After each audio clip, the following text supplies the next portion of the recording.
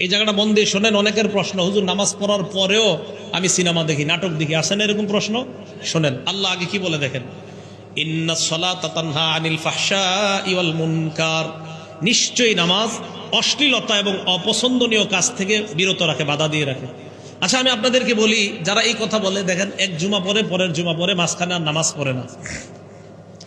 একদিনে 5 ওয়াক্ত নামাজ যদি কোনো ব্যক্তি পড়ে, তাহলে অন্তত মোটামুটি ভাবে বললো 1.5 ঘন্টা লাগবে। কয় ঘন্টা? একদিনে 1.5 ঘন্টা হলে 6 দিনে কয় ঘন্টা হয়? 9 ঘন্টা। 6 দিনে কয় ঘন্টা হয়? 9 ঘন্টা। সে তো শুধু জুমা পড়ে, এই জন্য 6 দিলাম, শনি থেকে বৃহস্পতি। 9 ঘন্টা সময় যদি সে মসজিদে থাকতো, এই 9 ঘন্টা তো তার গুনাহ হইতো না। বুঝে নাই মনে হয়। আরে 9 ঘন্টা মসজিদে থাকলেই গুনাহ হইতো। তো এই তো নামাজ আপনাকে অশ্লীলতা থেকে বাধা দিচ্ছে। তা আপনি মসজিদে থাকার সময় বাড়ান। যেমন আজকে এশার নামাজ কেউ পড়লেন, 25 মিনিট মসজিদে ছিলেন, এই 25 মিনিট কে কে নামাজে দাঁড়ায় সিনেমা দেখবেন? বলে না কেউ? দেখবেন? আচ্ছা 25 মিনিট পরে একজনে আপনারা জোর করে বসাইছে তালিমের মধ্যে, বসো। তা আপনি বসে গেছেন, মনের ইচ্ছা না থাকা সত্ত্বেও।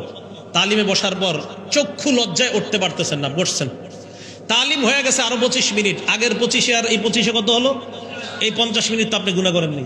এই জন্য আপনি নামাজ আপনাকে অশ্লীলতা থেকে অবশ্যই বাধা দেয়।